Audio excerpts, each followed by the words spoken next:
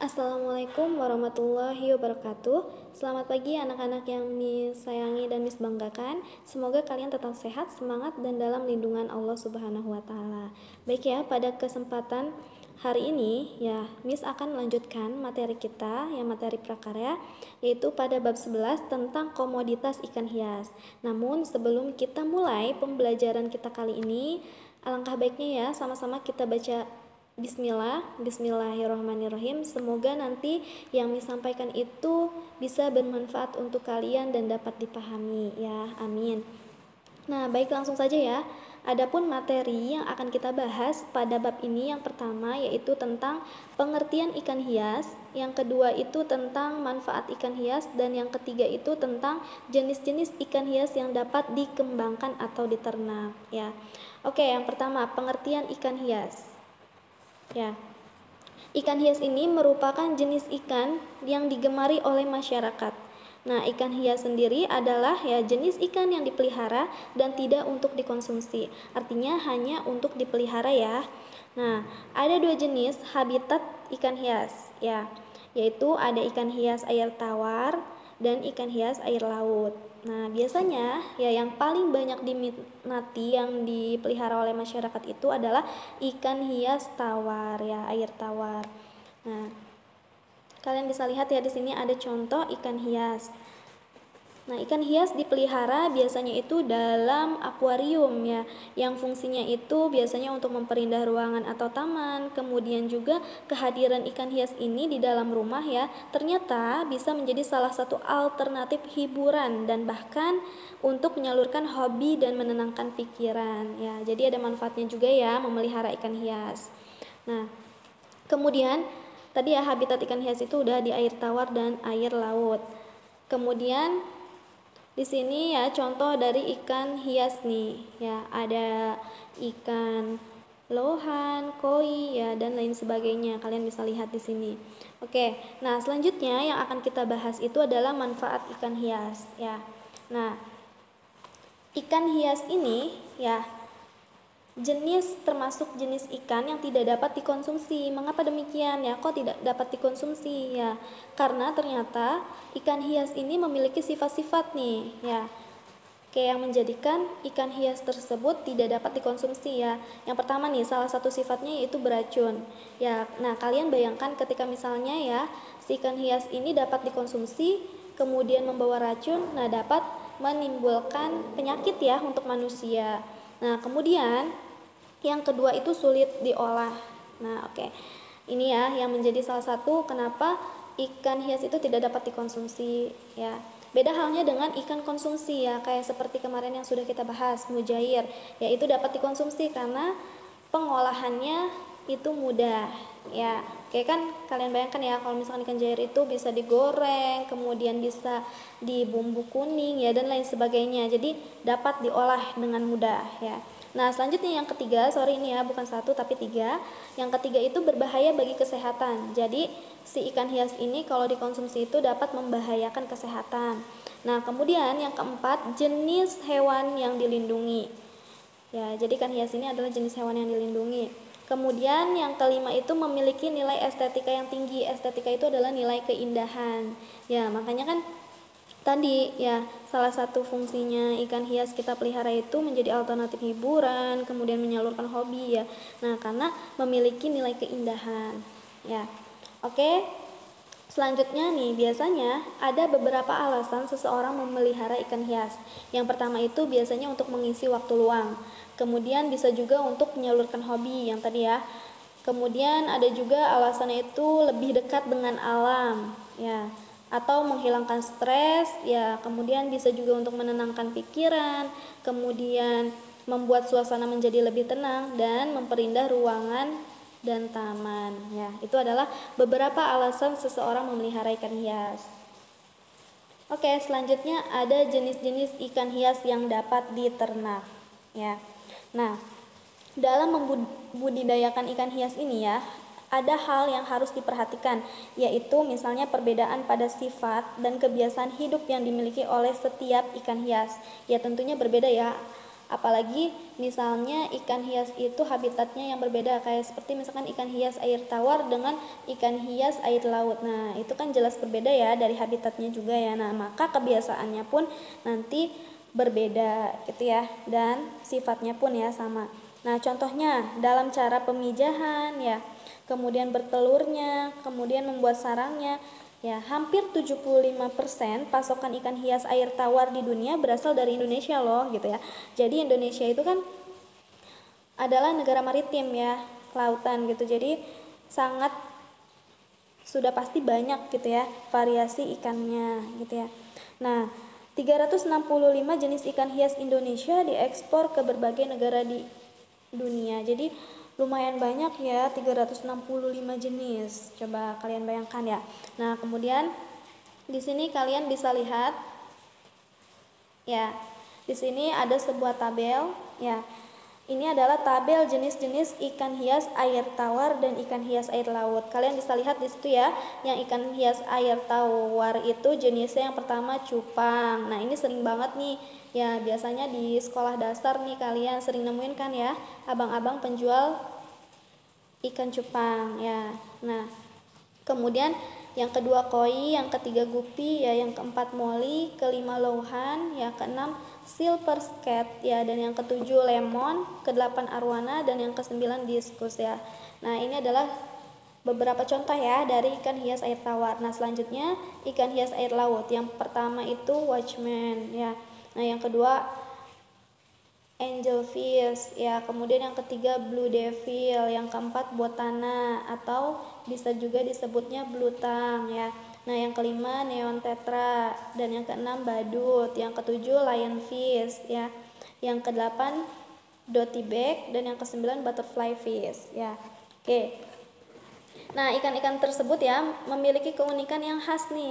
Antara lain misalnya memiliki bentuk sirip dan warna yang menarik ya. Kemudian mudah dipeliharanya, harganya pun terjangkau oleh masyarakat, dan cara membudidayakannya mudah. Ya, biasanya sih ikan hias air tawar ya yang sering dipelihara atau dibudidayakan oleh masyarakat ya. Nah, oke. Selanjutnya di sini kita akan bahas ikan cupang ya, atau biasa disebut betta splendens ya. Nah, ikan cupang ini kalian bisa lihat di situ ya. Itu adalah salah satu contoh ikan cupang. Ikan cupang ini ternyata ada dua jenis, yaitu yang pertama ada ikan cupang aduan dan ikan cupang hias ya. Nah, biasanya ya ikan cupang jenis aduan ini diantaranya nih cupang Singapura, Bagan, dan Bangkok ya. Adapun ikan cupang jenis cupang hias biasanya diantaranya nih half moon, serit, dan pelakat ya. Nah, berbeda dengan ikan cupang aduan ya, biasanya ikan cupang hias itu lebih bervariasi warnanya ya, lebih beragam. Nah, terutama ikan cupang jantan, sehingga harganya pun lebih tinggi ya dibandingkan dengan cupang aduan. Ya, oke. Nah, setiap jenis cupang hias tersebut sering dipertandingkan dalam kontes yang membuat harganya semakin tinggi. Jadi, semakin banyak mengikuti kontes, maka harganya semakin tinggi gitu ya. Dan ikan cupang ini memiliki sifat agresif dan protektif, hidup di air tawar, serta mampu hidup di lingkungan yang minim oksigen ya. Nah, selanjutnya ada ikan koi. Kalian bisa lihat di situ ya. Ikan koi ini termasuk ke dalam golongan ikan karper ya. Nah, harga ikan koi ini sangat ditentukan oleh bentuk badan dan kualitas tampilan warnanya. Jadi semakin warnanya bagus ya dan bentuk badannya itu bagus ya, maka harganya pun semakin tinggi ya. Nah, bentuk badan ikan koi yang paling baik itu yaitu seperti torpedo ya. Nah, selanjutnya ada ikan moli ya. Nah, kalian bisa lihat di situ ya, ikan moli. Nah, ikan moli ini salah satu komoditas ikan hias air tawar di Indonesia ya. Nah, ikan moli ini bersifat omnivor dan memiliki ukuran tubuh maksimal 12 cm. Melalui mutasi dan persilangan, hingga kini sudah ada banyak varietas ikan moli yang beredar di pasaran dengan warna dan bentuk tubuh yang beragam. Jadi sudah banyak banget nih ya variasi dari ikan moli ini ya. Ciri-ciri induk jantan ikan moli diantaranya yang pertama nih, memiliki tonjolan di belakang sirip perut yang disebut gonopodium ya. Nah, gonopodium ini adalah modifikasi sirip anal yang berupa sirip yang panjang ya. Kemudian memiliki warna yang lebih cerah dengan tubuh yang ramping. Lalu memiliki kepala yang agak besar dan memiliki sirip punggung yang lebih panjang. Itu adalah ciri-ciri induk jantan ikan moli. Dan ada pula ya ciri-ciri induk betina ikan moli, diantaranya nih sebagai berikut ya. Yang pertama, tidak memiliki gonopodium. Jadi kalau jantan itu memiliki, kalau yang betina itu tidak memiliki. Kemudian memiliki sirip halus di belakang sirip perut. Lalu memiliki tubuh yang gemuk ya, dan memiliki warna kurang cerah, serta memiliki bentuk kepala yang agak runcing. Itu adalah ciri-ciri dari induk betina ikan moli ya. Oke, selanjutnya ada ikan arwana. Nah, ikan arwana ini memiliki sisik yang unik sehingga dapat memikat siapa saja yang melihatnya ya. Jadi letak estetikanya itu berada pada sisiknya ya. Ciri-ciri ikan arwana diantaranya memiliki badan dan kepala yang padat, kemudian ujung mulutnya sedikit runcing, mulutnya mengarah ke atas dan memiliki sepasang kumis di bibir bawah ya. Oke, itu adalah ciri-ciri dari ikan arwana. Nah, selanjutnya ada ikan mas koki ya.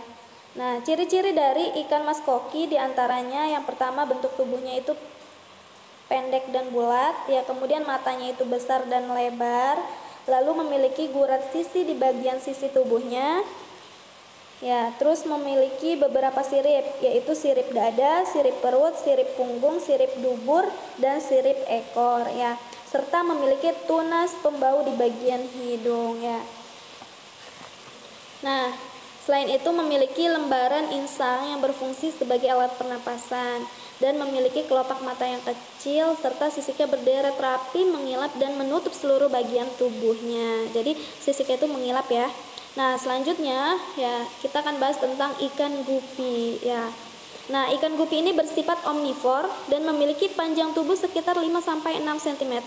Nah, ciri-cirinya diantaranya siripnya berwarna-warni, yaitu bisa merah ya, bisa kuning, hijau, biru, hingga warna kombinasi. Jadi enggak hanya warna tunggal gitu ya, merah, kuning, hijau, biru, tapi bisa juga perpaduan dari beberapa warna ya. Nah, bentuk ekornya sangat menarik, menyerupai kipas. Kalian bisa lihat di situ ya, ekornya menyerupai kipas, membulat ya dan melebar. Nah, pada ikan gupi jantan ini sirip ekornya lebar dan berwarna kontras ya. Ikan gupi dikelompokkan berdasarkan bentuk ekornya, yaitu ikan gupi berekor lebar, ekor panjang, dan ekor pendek. Jadi diklasifikasikan itu berdasarkan ekornya ya. Nah, jenis-jenis gupi yang terkenal yaitu ya kobra, kemudian metalik, pink white, tuxedo, mozaik, grass, leopard. Itu adalah jenis-jenis gupi ya.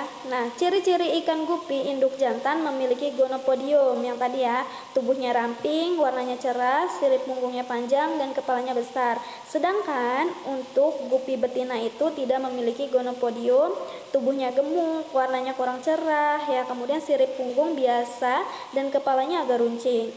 Ya, oke. Selanjutnya ada ikan badut. Kalian bisa lihat di situ ya. Nah, ikan badut adalah ikan dari anak suku Ampirioninae ya, dalam suku Pomacentridae. Nah, ikan badut ini banyak tersebar di lautan Pasifik, Laut Merah, Laut India, dan Karang Besar Australia ya. Nah, di alam bebas ya, ikan badut bersimbiosis dengan anemon laut ya. Nah, ikan badut ini memiliki warna kuning, jingga, kemerahan atau kehitaman. Nah, spesies terbesar ikan badut mencapai ukuran panjang 18 cm dan yang terkecil ya, itu untuk panjangnya. Untuk yang terkecil itu 6 cm ya. Oke, selanjutnya adalah ikan botani biru ya. Ikan botani biru ditemukan di Indonesia Pasifik dari Afrika Timur ke Kiribati ya, dan dari utara ke selatan Jepang. Nah, ikan botani biru lebih menyukai arus deras ya, pada terumbu ke arah laut yang memiliki bentuk-bentuk rumput yang melayang-layang. Jadi sukanya itu pada terumbu-terumbu nih ya, untuk yang ikan botani botana biru, sorry. Nah, ikan botana biru ini dikenal dengan ikan dori. Nah, kan ada filmnya tuh ya, ikan dori. Nah, ini. Kemudian makanan ikan hias ini ya, diantaranya ganggang atau alga ya, plankton, udang, pelet, dan cacing. Itu adalah makanan-makanan yang biasa dimakan oleh ikan dori. Mungkin itu yang dapat disampaikan. Semoga bermanfaat untuk kalian. Wassalamualaikum warahmatullahi wabarakatuh.